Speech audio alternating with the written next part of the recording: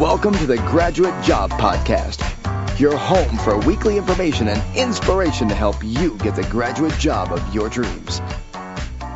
Welcome back, everyone, to the Graduate Job Podcast with your host, James Curran. The Graduate Job Podcast is your weekly home for all things related to helping you on your journey to finding that amazing job. Each week I bring together the best minds in the industry, speaking to leading authors, entrepreneurs, coaches and bloggers who bring decades of experience into a bite-sized weekly 30-minute show. Put simply, this is a show I wish I had a decade ago when I graduated. This week I speak with NLP life coach, hypnotherapist, careers advisor and author Chris Delaney, who opens up his full toolbox of tips and techniques to help you influence the interview.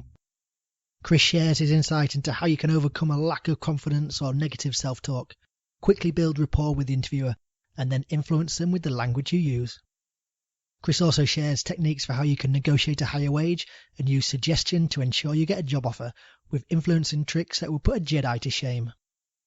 If you have any sort of job interview coming up, then this is definitely the episode for you. As always, links to all we discuss and a full transcript are available in the show notes at graduatejobpodcast.com/influence. But without further ado, let's jump straight in with episode 28. I'm really pleased today to welcome Chris Delaney to the show. Chris is an NLP life coach, hypnotherapist and careers advisor, and he pulled all of those skills together to author the book Influencing the Interviewer.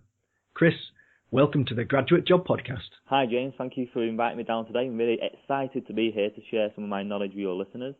Excellent. And before we jump into our topic today of how to influence the interview, would you like to tell us a little bit more about what it is you do as an NLP life coach and careers advisor?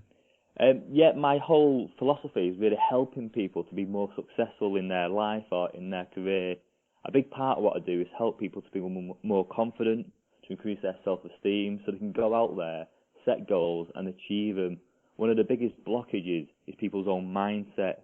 So what I do is help people overcome their limiting beliefs and increase their confidence. And that helps people to sort of go out there and pass interviews, move up the career ladder and do things that they want to achieve in their life.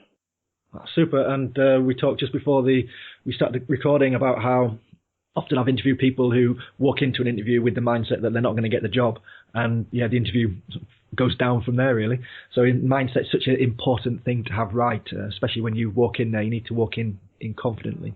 I have to agree with that, definitely. I got told a couple of years ago that the best applicant always receives a job offer, and that simply isn't true. It's always the best interviewee, and the best interviewee is normally the confident interviewee, and it's always them who get the job offers. And today we're going to explore the topics from your book which will help in that regard. So, Influencing the Interviewer, the 73 rules of influencing the interview using psychology, NLP, hypnotic persuasion techniques. So, Chris, the traditional view is that the interview is the interview and you just have to passively accept how it is. Do people underestimate how much scope they have for influencing both the interviewer and the outcome of the interview? People don't always realise that we're influencing people every day.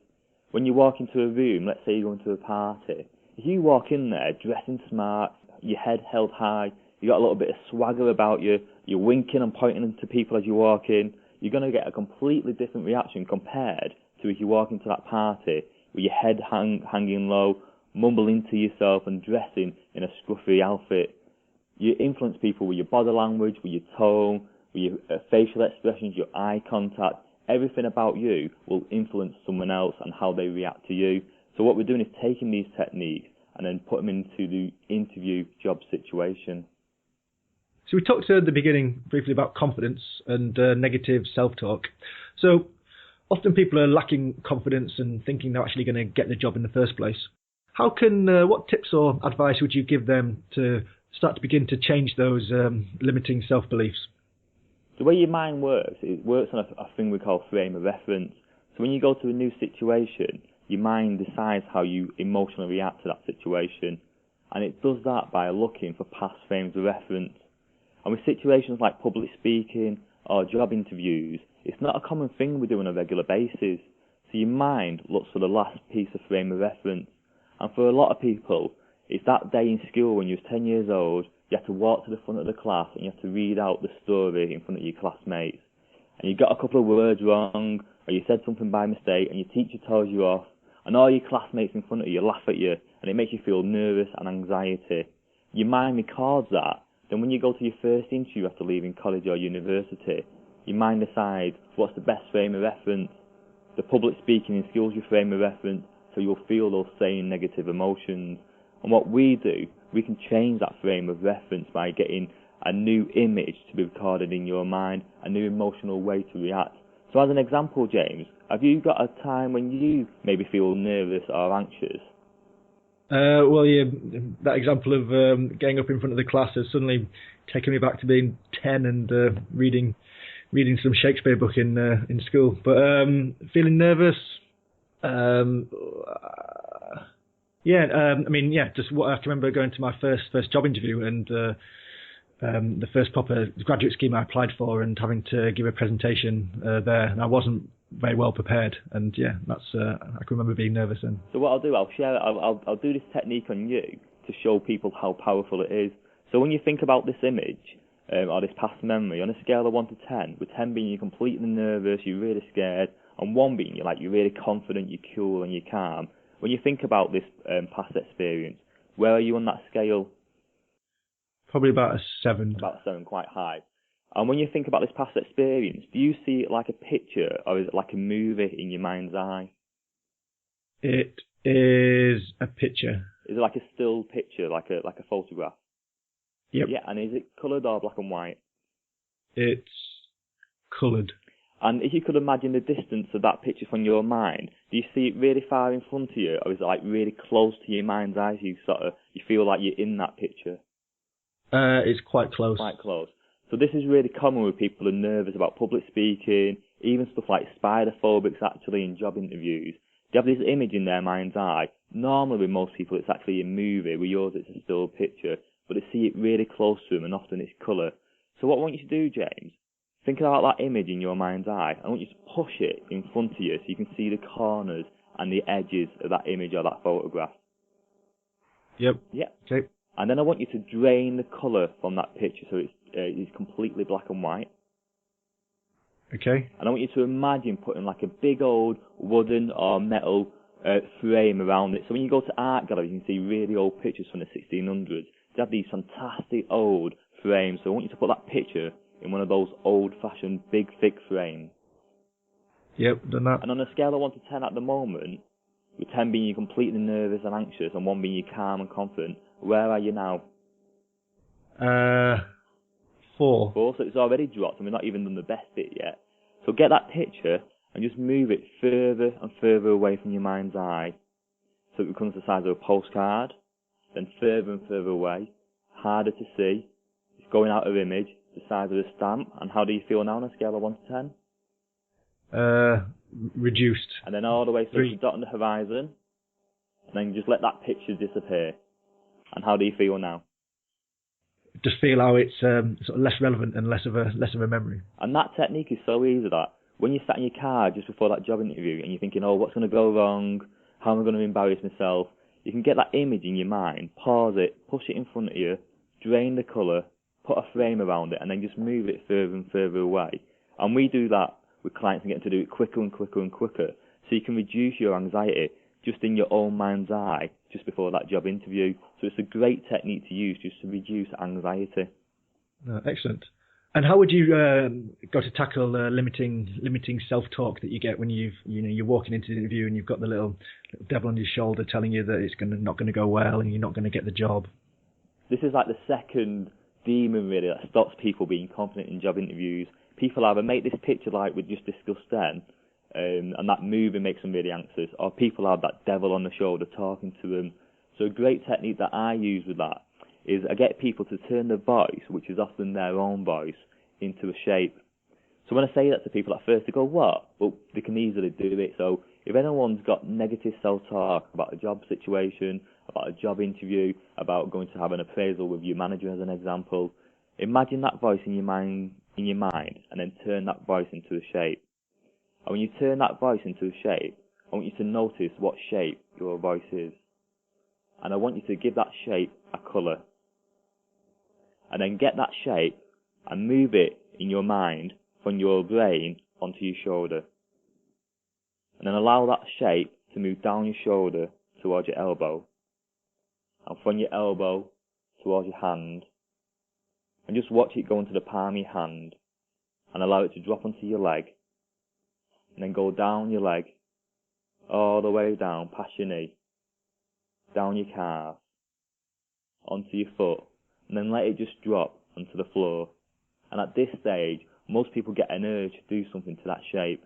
Some people want to stamp on it, some people want to kick it away. And then what we do, we get people to do that 5 or 6 times, quicker and quicker and quicker, so they get the voice, turn it into a shape, imagine the shape going all the way down the body until they kick it away. And we do that really quick, like in a click of a finger. And what we find is when we do that repeatedly with someone, we get them to try and recall that negative self-talk, and they just can't recall it. So with this shape, do you have it as a speaking shape still, or is it just a shape that's not talking to you? It's most people will have a shape that doesn't talk to them, because what this technique does, it disassociates you.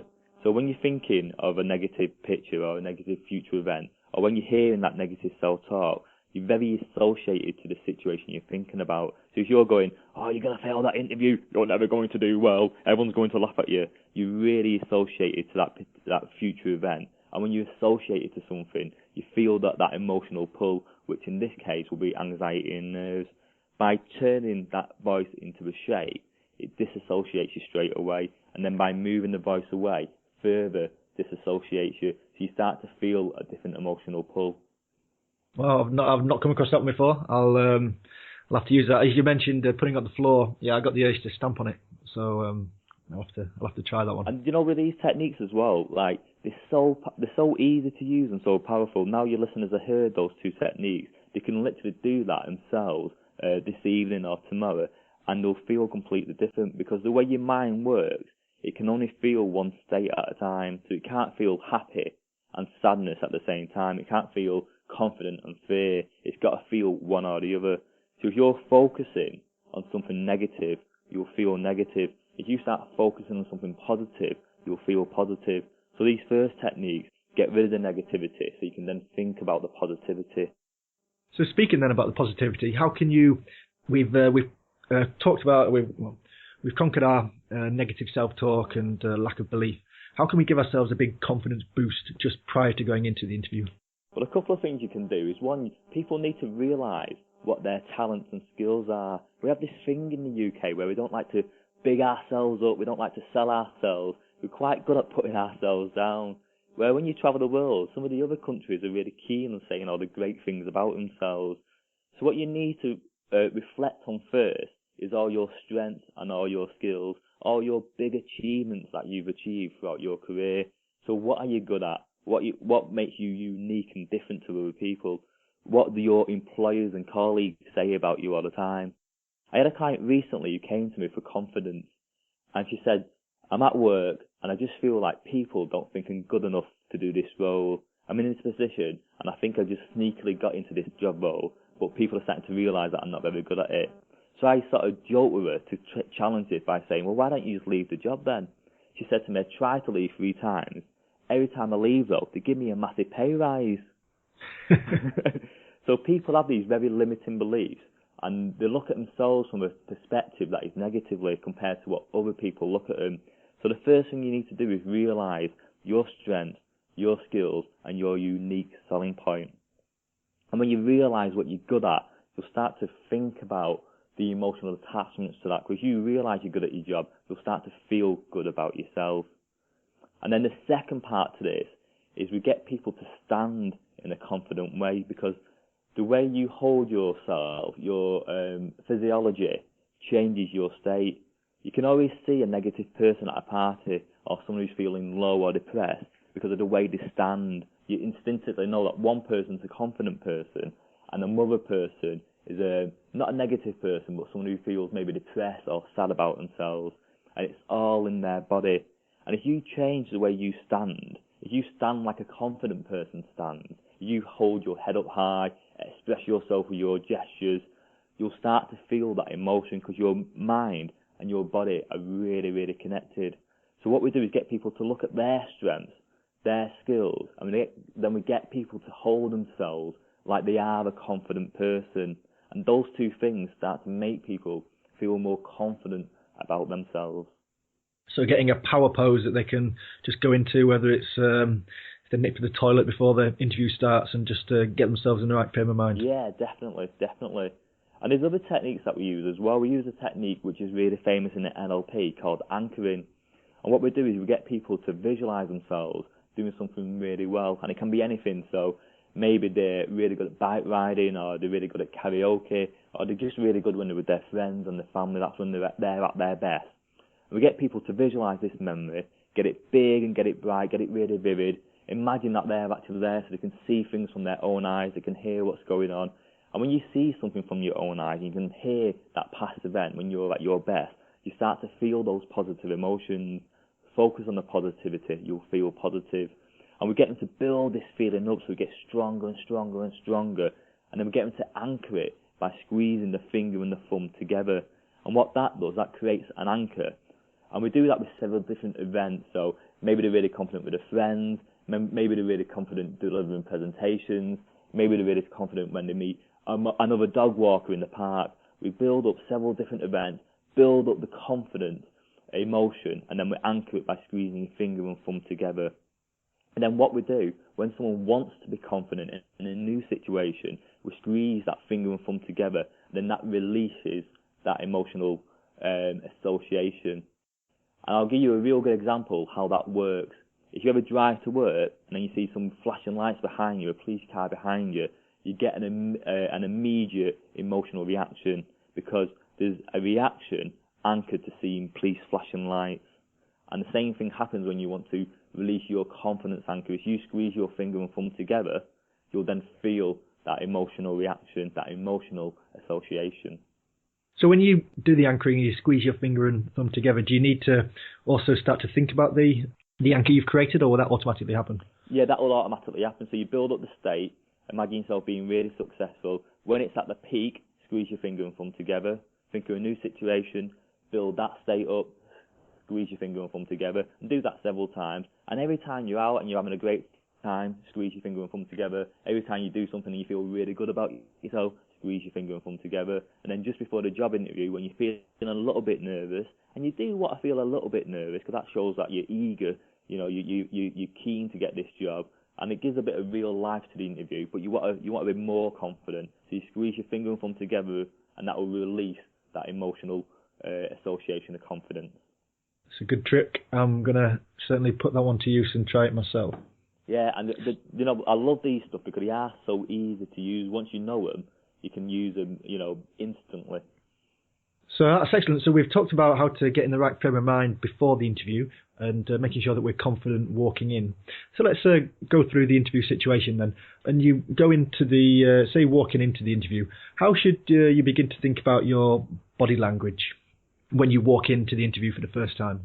You've got to imagine that when you're walking in there, people make an instant impression about you. So as soon as people look at you, your unconscious mind picks out people's hairstyle, the suit, the posture, everything about them, and make an automatic, stereotypical opinion about that person straight away. And you want that first opinion to be really positive, because then all your interview answers are filtered through this positive perception of you. So what you want to do is imagine someone who's really confident, someone who you aspire to be like in an interview situation. And think about that person. Think about how they hold themselves, their body language, how they walk, how they hold their head, their eye contact, the gestures that they use, even their facial expressions. And you can imagine this person standing in front of you and walk around this person and just become aware and notice everything that makes this person you aspire to be like a confident person. And imagine stepping into their body so you can take on their posture, you can take on their gestures, their facial expressions, you can take on their positive self-talk and their positive state, how they hold themselves and what they say to themselves. And you can imagine being this person and walk the way they walk, hold yourself the way they hold yourself. Because if you hold yourself like a positive person holds themselves, you will feel their positivity inside you. So you can use your model, the person you aspire to be like, to help you feel more confident. Does it have to be a real person, or can you sort of create an avatar almost in your mind? Yeah, you can create avatars. I've had people do it on famous people from movies or famous people walking on stage who are giving presentations. Other people use their friends or often their managers. So you can use anyone, imagined or real. So you talk in the book about the God voice technique. Could you run us through what this is and why it's important? So many people don't understand the power of your tonality. The way you talk expresses your emotions, and when you can express your emotions through your tone, it affects the person listening to you. So if I sat there today saying, you've got to be really good at job interviews, you've got to hold yourself really well, you've got to look at people's eyes, it's not going to inspire you. But I'm trying to create inspiration through my tonality by using long sentences and rising them at the end and emphasizing key words. You can use tonality to really influence how people respond to what you are saying. So what people need to do is improve their voice. And one of the techniques we use in the book is getting quiet people to imagine shouting their interview answers over a lake to a person on the other side of that lake. And when I mentor people I joined International Toastmaster and I mentor people there. And we get people to imagine shouting to the person at the back of the stage, because so many people whisper what they're going to say. And if an employer can't hear your words, they're not going to listen to you. And if your voice is monotone, they're not going to be emotionally affected by what you have to say. So you need to have like a power voice, like a God voice, that comes from inside you, that comes from your stomach and your chest. Don't just talk from your mouth. Feel the emotions that you want other people to feel, and that will be expressed through your tonality. And this is something people should practice, in front of the mirror or just by themselves when they're walking the dog? Yeah, definitely. When we teach people to public speak and to improve those skills, we first get people to, and you do this with interview answers as well, so predict the questions, write out your answers, and you'll probably edit them 3 or 4 times. And then you want to be saying it out loud in a room. And then you want to be looking at the mirror and then saying it into the mirror. And each time you want to be thinking about tweaking little parts of your speech or little parts of your interview answers. Then if you have got a quiet voice, you want to be standing at one end of the room and shouting your answers to the other end of the room. Because what you find is in your body, the way you talk affects your emotions. So people who are very quiet, they feel often their voice at the top of their chest, where people who have a strong, powerful voice will talk from their stomach or the bottom of their chest. So when you're shouting from one end of the room to the other, you'll feel that voice coming from a different part of your body. And when you anchor that feeling, you can then use that in the job interview, so you can talk from that part of your body. It doesn't mean you have to shout in the interview, but the power comes from when you talk from. Moving on to the interview itself, how important is it with the language that you use and to use the same language as the interviewer? It's so important. The way our mind works is that we filter lots of different information through several filters. So we filter things through our experiences, through our own states, and then we all have our own way of learning. So people are kinesthetic learners, people are visual learners, people are auditory learners, and these learning states are also our filters. So what you can do is listen to how the interviewer expresses themselves, and you can use the language they use to influence them. So as an example, some people who are really visual will always use visual related words. I want you to imagine yourselves achieving this goal. So that imagine is a visual word. So if you can pick up on what motivates the interviewer through their language, you can then use the same language to motivate them.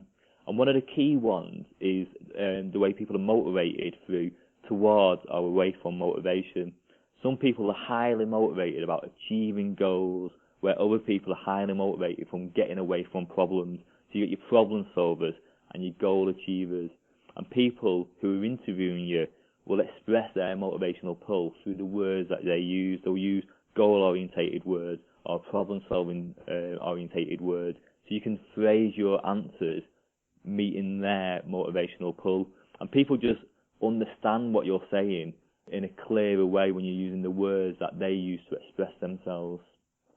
As an example there, say if I was in an interview and someone said, how does that sound? And I said, that sounds really good. What's the impact then of using the same sort of language that they're using? It just takes your interview skills to the next level. Have you ever been in a situation where you're talking to someone, you're trying to express something over to them, and they just don't get it? You say it several times, they just don't understand what you mean. And then you word what you're going to say, and they go, I get it. So as an example, when you said, oh, that sounds really good, you can use words like, oh, it's crisp, clear as a bell, because they'll filter those words in a way that they just understand it on a deeper level, because we all make our decisions and our choices who we are going to offer the job to, not logically, but emotionally. So the more people have rapport with you, the more they understand where you're coming from, the more you talk their language, the more associated positive emotions they have towards you. And it's that emotional pull, that emotional decision making is what we want to influence. So you mentioned rapport there. What other ways, apart from language, are there to begin to build rapport with the interviewer? It's so easy these days to build rapport with interviewers because people like people who are like themselves. Years ago, we used to teach people when you went into interviews, make small talk as you're walking from the reception to the interview, get chatting to the interview, find out what they like, then try and embed that into your interview. These days, you don't even need to do that because we have the internet, and we have places like LinkedIn where people share their hobbies and their interests and what they want to do.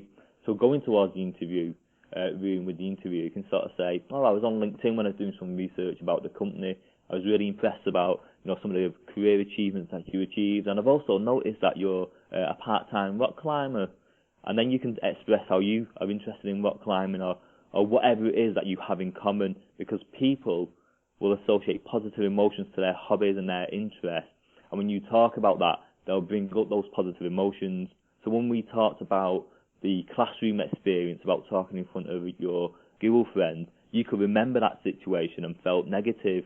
Where if I talk to you about something I know you're interested in, you remember that situation and feel positive, and then you associate that positivity onto me. And because we're talking about something both interested in, you'll just naturally start to like me.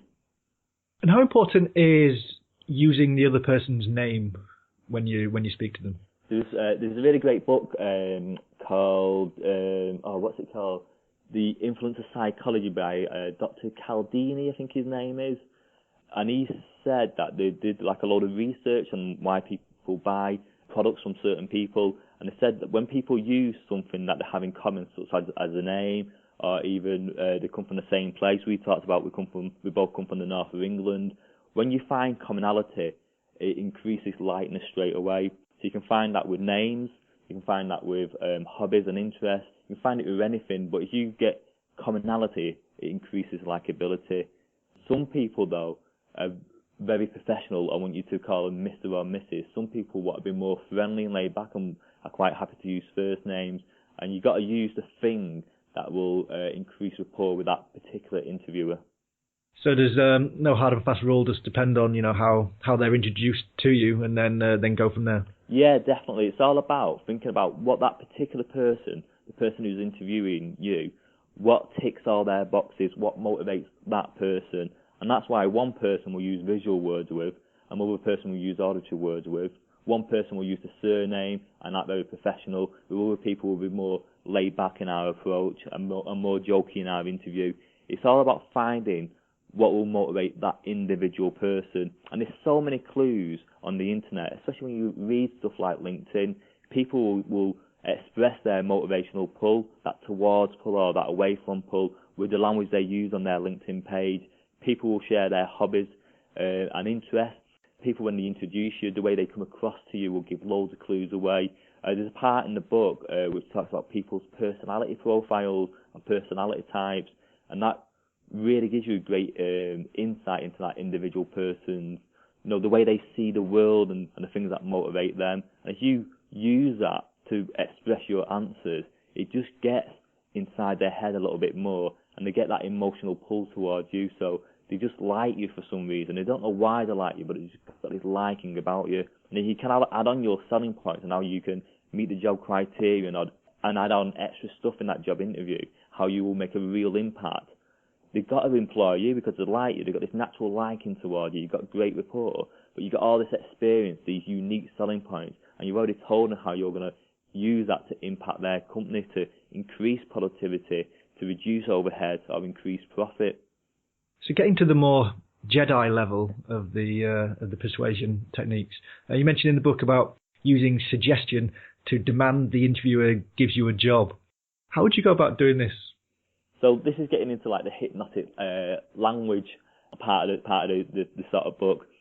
So what you need to do first is with your interviews, you have to be confident, but being confident isn't enough to win you job offers. Confidence gets you into that state so you can express yourself clearly. But the other part of it is the way you structure your interview answers. Loads of people just mumble their answers or don't have a good structure to answering a question. So there's 3 steps you need to use when influencing the interview. So when you're asked a question, you need to answer that question positively straight away. So as an example, let's just take the common question like teamwork. Have you get experience working in a team? Most people go, oh, well, I used to work in a team, but I've been working on my own for a couple of years, actually, doing some independent work.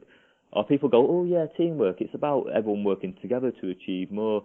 These are like really, really weak answers that aren't going to inspire the interview. Whatever question you're asked at that interview, they're asking for a reason, because it's part of the criteria for the job that you're applying for. So they want to hear that you have that skill or that experience. So if someone asks me, what's your experience of teamwork, I'd answer that question positively straight away. Yes, I have over 10 years experience working in a team. So straight away you're saying, yes, I have this skill. And what that does is ticks the box for the interviewer, but now they want to listen to what you're going to say. Because you're saying, oh yeah, well, I've worked independently for the last 5 or 6 years, but I did work in a team. You already turned the interview off. And I've interviewed so many interviewers who said that they start daydreaming when people are talking about things they're not interested in. They just don't listen to what people are saying when they've not got the right tonality. You need to be inspiring and getting your interviewer to be interested in you. And the way we do that is part 2, by creating intrigue. So you answer the question straight away. Yes, I have 10 years experience working in a team. And then you create intrigue. An example of this, and that's when you give your real life example. But by giving a real life example, you can get people really emotionally attached to you. So you can use like a catchy headline as part of your real life example. So an example of this is when I worked a part of a team where I was able to get a £10 million deal while saving the MD's life. So people are like, what? You've got this £10 million deal, but you save the managing director's life? It just creates intrigue, and people are going to want to listen to what you have to say. And then you deliver your real life example. And when you deliver a real life example, people visualize what you're saying. And that's why we teach children how to act in life with stories rather than giving them a set of rules. Because with stories, people visualize what you're saying. And when you visualize something, like when we visualize being negative in an interview, you feel that emotional association. So when you give a real life story, the interviewer will visualize what you're saying. When you talk about how you've been successful and you've been positive and you've achieved all these things, you've got all these unique selling points, they're visualizing this stuff and then feeling those positive associations. And then finally, to put the cherry on that cake, you explain how you can use that skill, that unique selling point in their company. So as I was going to work for your company, I take these 10 years worth of teamwork experience and do A, B, and C. So it's all about answering it straight away so the interviewer wants to listen to you. Use a real life story so people can visualize what you're saying in their mind's eye, and try and create intrigue into that story so people want to listen to you more. And then explain how you can use that skill in their company to help them increase productivity, profits, and reduce overhead costs. Brilliant. I can definitely see that's working. I know there's been many times I interview people and you ask them a question and they just start talking. You just think, where is this going? You're not answering the question at all. Definitely. No, that's a really good point. And that happens because we're nervous as well. When you go into a situation, you're a little bit nervous. Someone says something and you're thinking, I need to answer this straight away. I need to say something straight away. So people say the first thing in their mind, and then that leads on to something else. That leads on to something else, and before they know it, within 30 seconds, they're talking about an irrelevant piece of information. Whereby by answering it straight away, by just saying, yes, I have that, it gives your mind a couple of seconds to think, what real life story should I use? And one of the things we talk about loads and loads and loads with clients is, it's all about preparing for your interview. You should be researching the company, you should be reading the job criteria, you should be on forums asking people who work for that company, what are the aspects of the daily duties, what are the bosses interested in, what are the values of the company, because when you know the criteria for the job, you know what's important for the company, and you know parts of the personality of the employer through reading their LinkedIn profile, you'll get an idea of what they're going to ask you in that interview, and then you can prepare your questions and answers. And by preparing your answers, rehearsing, practicing, shouting things across the room in front of the mirror, visualising yourself answering these questions in the interview, you'll be ready with these stories. So when you ask the question, you answer it straight away, and then one of your stories that have been practiced and rehearsed will just pop into your head naturally, and then you can deliver that story. And when I did some research a couple of years ago, and I modelled loads of people who was really successful in job interviews, and I modelled loads of people who were unsuccessful in job interviews, and one of the key things came out is the amount of time people dedicate to preparation. And the people who were successful in job interviews, on average, dedicated, I think it was 9 hours to preparing for job interviews over several days. And the unsuccessful people dedicated about 30 to 45 minutes. Wow. Yeah, it's crazy that, isn't it? And the reason was, when the people who were negative or unsuccessful, about the job interviews, they visualise themselves being negative in that interview, and that fear of failing in the job interview was so strong that it stopped them from preparing, because every time they went to prepare, they thought about the negative emotions, and that stopped them from preparing. And it's like a negative cycle that you want to do something, you feel fear, you don't do it. So when you want to do it again, the fears increase, so you don't do it, and it's a negative cycle. The positive people, the ones who were successful in job interviews, were just overconfident, imagining themselves doing well in the job interview, so was keen to prepare, was keen to practice, was happy to put in the time to research the company, because they felt good about themselves. And you can always tell so quickly in an interview if people have put the preparation and put the effort in. Those who do stand out so quickly, especially with the first question when you ask them, why do you want to work here? Yeah. You can always tell with that question whether they've done the research or whether they've just, spent 2 minutes looking on the internet. Yeah, definitely. And there's always some standard questions that are always asked in your sector. People always ask, tell me a little bit about yourself, or why did you apply for this job? They're standard questions that are asked in most interviews. When you've worked in an industry for 10 years, you know the job role inside and out. It's something that you're an expert in, often an authority in. This is a job that you should be offered because you've got the skills and the experience to do that job. You can use those skills and experiences to work out what questions they're going to ask you.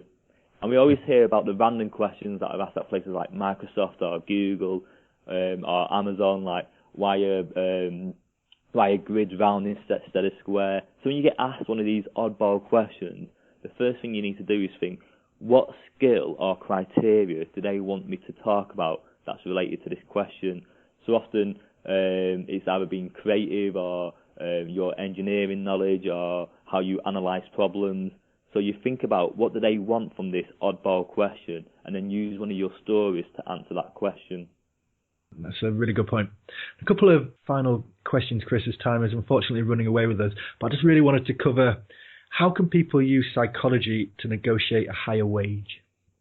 I love this, actually. It's so many people, when you go for salary negotiations, let the employer take the lead, and they do that in job interviews as well. You go to a job interview and you wait for the employer to ask all the questions and you just respond to their answers.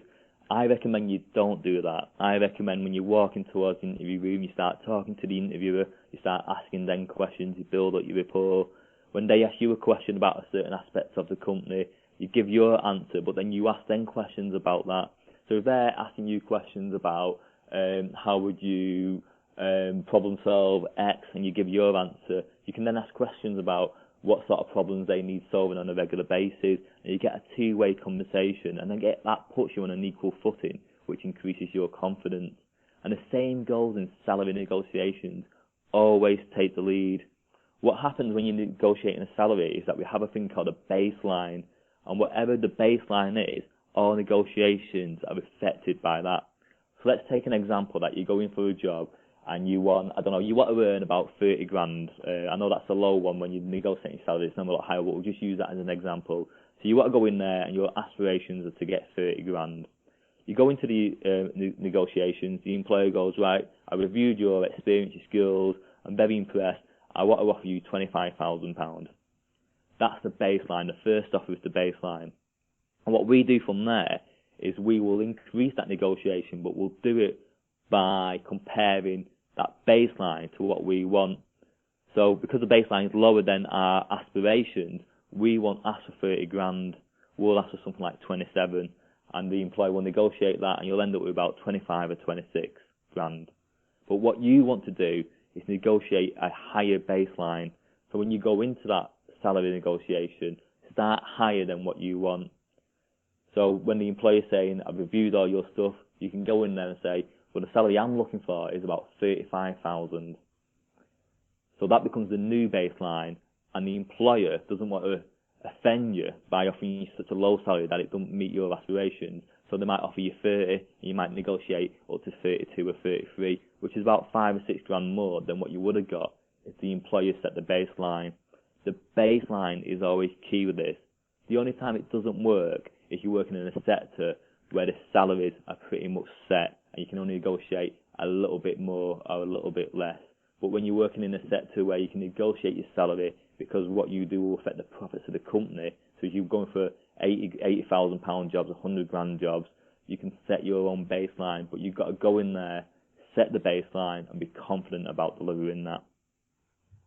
That's an excellent point. And if you ever want to see baseline pricing in action, just walk into the nearest Sports Direct and see the 70% reductions on everything, just to set your baseline nice and high, and then work it down to a bargain. Yeah, definitely.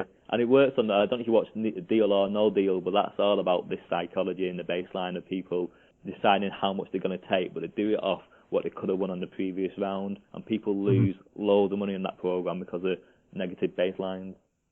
No, that's a good point. And also, how could reverse psychology work in relation to getting a job offer? Reverse psychology, well, what happens is you need to build up this expertise, this authority about yourself throughout the job interview. So you need to be talking about your skills, how you meet the job criteria. But what you have to remember is everyone who's gone for that job interview has met that criteria. That's why they're being interviewed. So what you need is a couple of unique selling points, things that you can offer that other people can't, things that will make a real impact into that company. So imagine that your key skill is turning around companies on the brink of closure and making them into profitable organisations. If you're being interviewed for a position with a company in that situation, they can't not employ you because you're an expert in this skill. So what you need to do throughout the interview is build up all this unique selling points. So the employer has just got this rapport with you, they like you, they've got all this experience, but you've got all these unique selling points that they know is going to impact them. This employer wants you. You're going to get offered the job. But what you need to do is make sure you're definitely going to be offered that job.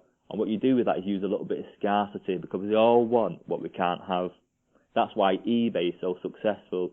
You go, I'm going to buy this product on eBay, I'm going to go up to this amount of money. And then as you're bidding on that product, you realise that someone's going to bid higher than you, and you see it goes up, you think, I'm going to miss out on that thing. I was only going to go up to X amount of pounds. Well, actually, I'll just go up a little bit more. And then you go up and up and up, and before you know it, you're paying 50% more for that product because you don't want to lose out. That's why rare things are so valuable. People want what they can't have. So you need to do that in the interview as well. Build yourself up so the employer is desperate to take you on, and then take that away from them. At the interview end, talk about how their competitor has already offered you a job and how you're really thinking about taking that job offer, and that they want an answer in the next couple of days. Because the employer likes you and then thinks they're going to lose you, especially to a competitor who's going to make money off the back of you, they're going to want you even more. Very true. That's very true. And I've seen that personally when I went for 2 jobs and had one offer on the table already from a rival. Because originally they said, it's going to take 6 weeks to come back with an offer. But when I mentioned I'd already got an offer from one of the rivals, they got back to me the next day to offer me the job. So yeah, it's so powerful. And even like on, we talk about jobs that are maybe in the 20 or 30 grand bracket. So let's think of like hairdressing as an example. If you talk about being a hairdresser, and you've got this clientele that follows you everywhere you go, and you might have like 100 clients, which might be worth X amount of pounds for whatever company you go to, because some clients are really loyal to their hairdressers. So you talk about that throughout your interview, that, if you take me on, you're going to get my skills, my experience, but you're going to get all these clients who are going to come with me as well. The employer's like, God, I'm going to pay you X amount of money, but just from the clients you're bringing over, I'm going to earn X amount of profit. They just desperately want to take you on. But then when you say your competitor, the person over the road, is also interested in you, it's like alarm bells inside themselves. They panic because they don't want to miss out on this fantastic opportunity. Oh, brilliant. And one final question, Chris, before we move to the quick-fire question round. You talk in the book, and wasn't sure whether to bring this one up because, well, we'll see as we talk about it. But you talk in the book about turning your rivals into nervous wrecks beforehand. Now, not that we would condone this behaviour, but if someone did want to do it, how would they go about doing it? So this is like the opposite to what we talked about before, where if you're feeling nervous, move that picture away, and you'll get rid of those negative emotions. Now, if you want a competitor to feel nervous, you can get them to focus on that negativity, and they will feel nervous. So when you're sat in the waiting room or in the reception room, you bring up a conversation, oh, hi, you're here for the interview, you get that sort of conversation going. It's quite an easy flow to get into them. So how you feeling? You're feeling a little bit nervous today. And most people are like, oh, yeah. And you go, yeah, do you know what? It can be really scary going to job interviews. You know, when you sat there and you sort of don't know what to say and you're starting to feel nervous and you can feel that feeling, you know, that anxiety in your stomach. You know, you can feel really bad, can't you? So you can talk to someone about feeling nervous and weak in a job interview, and they'll start to picture that and start to feel really, really nervous. And the more nervous they are, the less likely they're going to perform well in that job interview. Then if you perform well in the job interview, the interview has this thing where they automatically contrast people. So someone comes in who's really weak and nervous, and a newcomer who's really confident and powerful. That contrast makes you seem even better than you are. Not that we would recommend or condone such behaviour, but you can see why it would work. I mean, it reminds me of before I used to walk into, say, exams, whether it was A-levels or at university, and there'd always be someone who'd, you know, oh, have you revised this? Oh, you must have revised this. Oh, have you done as much? I've done so much revision. You're like, oh, not what you wanted to hear just before you walked in. Yeah, definitely. There's a great book called Snakes in Seats, and it's about psychopaths in the workplace and how psychopaths generally like move up the ranks or the career ladders really, really quick because they're quite happy to put people down or to step onto people to get where they want to be, and they use techniques like this without knowing that the NLP techniques. Thinking about some of the senior people at some of the places I've worked, I can definitely see that would be the case. Super, Chris. So moving on to the quickfire question round, which one book would you recommend our listeners to read? The one book I'd recommend would be Anthony Robbins' Release. I forgot what it's called. Release the Giant. No, Unleash the Power Within? Yes, that's it, yeah. It's a fantastic book. It's all about motivation, how your mind works. It's a really, really good book. It's not about job interviews, but it'll help you get into that state to be really confident. And he talks as well loads about repetition. So when you want to learn something, you need to practice and practice and practice.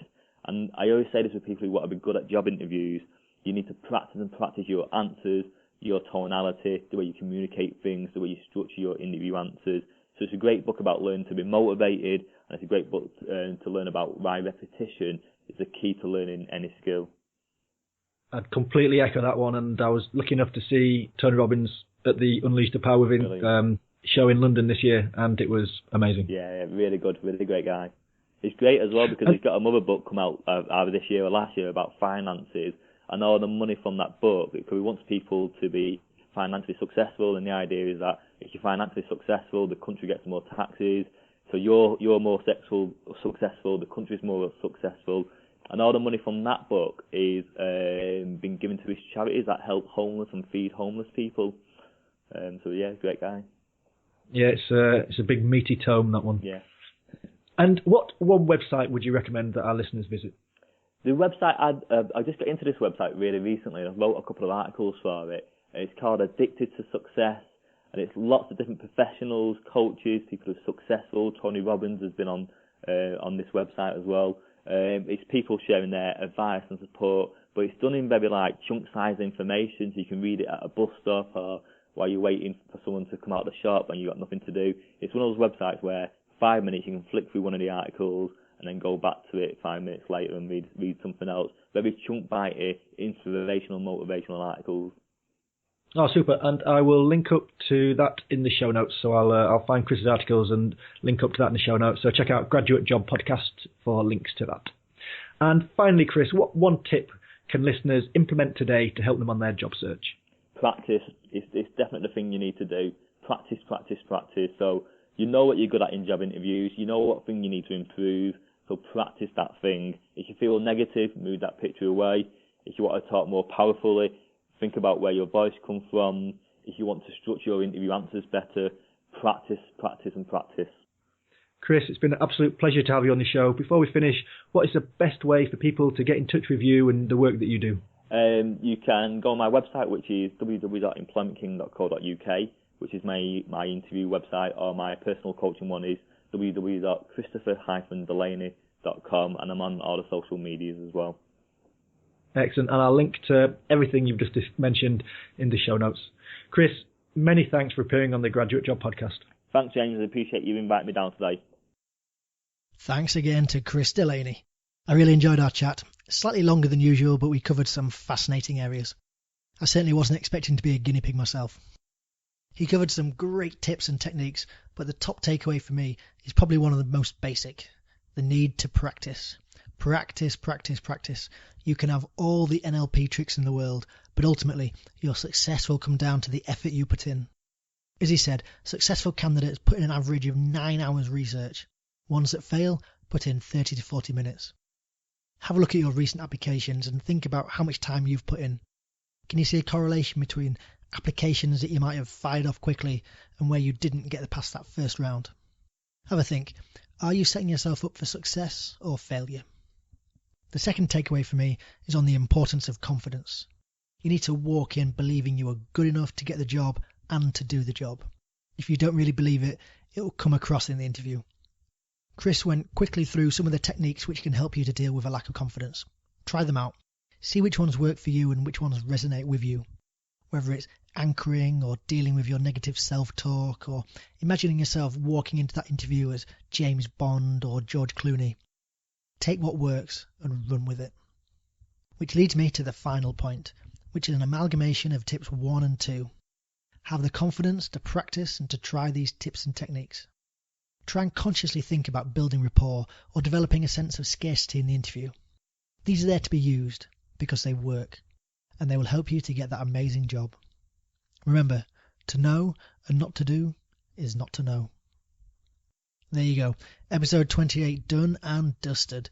For a full transcript of everything that we've discussed and all the links, check out the show notes at graduatejobpodcast.com/influence. If you've enjoyed the show, then let me and Chris know on Twitter. You can find me at GradJobPodcast. And please feel free to leave a review on iTunes or Stitcher Radio as well. As I say every week, it's the best way, other than sharing us with your friends, to show appreciation for the podcast, and it does help massively in the rankings on iTunes. Also, if you've not subscribed via iTunes or Stitcher Radio, you need to sort your life out. It's the easiest way to get each episode delivered to you for free and to make sure that you don't miss a thing. Finally, I hope you enjoyed the episode today, but more importantly, I hope you use it and apply it. See you next week.